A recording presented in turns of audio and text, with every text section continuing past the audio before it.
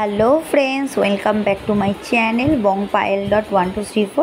তো ফ্রেন্ডস, আমার চ্যানেলে কিছু একটা প্রবলেম হয়েছিল, তাই আমি কিছু সমস্যার জন্য আমি কিছুদিন ধরে ভিডিও দিতে পারছিলাম না এই কারণ আমি চ্যানেলে ভিডিও দিচ্ছি বা যে কোনো শর্টস দিচ্ছি, বাট তার মধ্যে ভিউজ আসছে না মানে আমার ভিডিওর বা শর্টস অনেকের কাছে গিয়ে পৌঁছচ্ছে না, অনেক হাজার মানুষের কাছে পৌঁছচ্ছে না।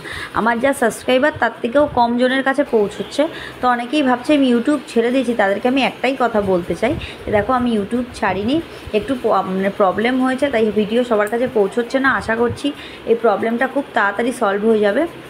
তোমরা যারা আমার চেনা পরিচিত তারা প্লিজ আমার চ্যানেলটাকে সাবস্ক্রাইব করো, আর যারা সাবস্ক্রাইব করোনি তারাও করো, আর যারা সাবস্ক্রাইব করাছে তারা আমার ভিডিওগুলোকে শেয়ার করো। তো ফ্রেন্ডস, আমি আজকে একটা ছোট্ট ব্লগ নিয়ে চলে এসেছি। আমি কিন্তু চলে গেছিলাম দীঘায়। তো দীঘায় খুব ভাইরাল একটা জগন্নাথ মন্দির হয়েছে। পুরীতে না গিয়েও কিন্তু কম খরচে আমরা দীঘায় গিয়েও সেই জগন্নাথ দর্শন করতে পারি। জগন্নাথ, বলরাম, সুভদ্রা, এই তিনটে জিনিসই কিন্তু দীঘার মধ্যে, তিনটে ঠাকুরই কিন্তু একটা মন্দিরের মধ্যেই রয়েছে। একটা অনেক বড় এরিয়া জুড়ে তিনখানা জায়গা জুড়ে এই মন্দিরটা তৈরি করা হয়েছে, আর প্রত্যেকটার এক একটা ধাপ রয়েছে। প্রথম মন্দির, সেকেন্ড মন্দির, থার্ড মন্দির, তারপরে যেরকমভাবে পুরীতে আলাদা শিব মন্দির করা রয়েছে, তারপরে এমনি সুভদ্রার বা অষ্টনাগ সপ্তনাগের যে মন্দির করা হয়েছে। বাট এত লাইন ছিল আর এত ভিড় ছিল, বাট সেখানে কিন্তু সব রকম ভিডিও ক্লিপ নেওয়া সম্ভব হচ্ছিল না, তাই যতটুকুনি পেরেছি ততটুকুনি নিয়েছি। তোমরা আশা করি দেখেও বুঝতে পারছো, কারণ যে পরিমাণে ভিড় হয়েছে, এই ভিড়ের মধ্যে ক্যামেরা ধরা তো দূরের কথা, ক্যামেরা চুরি হয়ে যাওয়ারও সম্ভাবনা থাকে, তাই কিন্তু অতটা রিস্ক নিইনি। যতটা পেরেছি বন্ধুরা তোমাদের সাথে শেয়ার করেছি। তো তোমরা কারা কারা পুরীর জগন্নাথ মন্দির দেখে এসছো, অ্যাকচুয়ালি পুরীতে তো আমরা জগন্নাথ মন্দির দেখতে যেতাম, পুরীর জগন্নাথ মন্দিরটাই দীঘায় তোমরা নতুন ভাইরাল মন্দির কারা কারা দেখে এসছো প্লিজ কমেন্ট করে জানিও। আর তার থেকে বড় কথা যে এই যে ডেকোরেশনটা যে হয়েছে, অসম্ভব একটা সুন্দর, মনেই হচ্ছে না যে আমরা দীঘার মধ্যে জগন্নাথ দেখতে গেছি। পুরো যেরকম কীর্তন হচ্ছে, ডালা সাজানো হচ্ছে, খাজার দোকান, প্রত্যেকটা জিনিস কিন্তু আমরা উপভোগ করতে পারছি। সুতরাং ওই জিনিসটা দুধের স্বাদ ঘোলে মেটানো, কম টাকায় পুষ্টিকর খাদ্য সেরকম। তো দেখতেই পাচ্ছ ফ্রেন্ডস, অনেক বড় জগন্নাথ ঠাকুর, তারপরে বলরাম, তারপরে সুভদ্রা, একটা একটা করে ধাপ করেছে। তো ওই যে দূরে যে দেখতে পাচ্ছ ওইটা কিন্তু আরেকটা ধাপ, একটা করে যতটা বড় ধাপ করেছে, একটা মন্দির ঘুরতে তোমাদের পুরো 3 দিন সময় লেগে যাবে। এছাড়াও আমরা দীঘায় কিন্তু অনেক জায়গায় দেখেছি, অনেক কিছুই দেখেছি। তো তোমাদের সাথে সেই ক্লিপগুলো সম্ভব হয়নি। আর এই যে জগন্নাথ মন্দিরের সবচেয়ে ভাইরাল একটা সেটা হচ্ছে পদ্মপুকুর, যেটাকে করেছে অসম্ভব সুন্দর।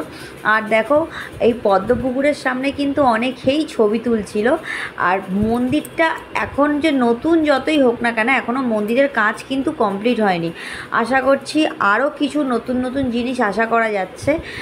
পুরো মন্দির যদি 3 দিন ঘোরা সত্ত্বেও যদি কমপ্লিট না হয়, এরপর আরও নতুন নতুন অনেক কিছু হচ্ছে, সেইগুলো দেখার পর তো মন্দির ঘুরতে মিনিমাম 7 দিন সময় লেগে যাবে।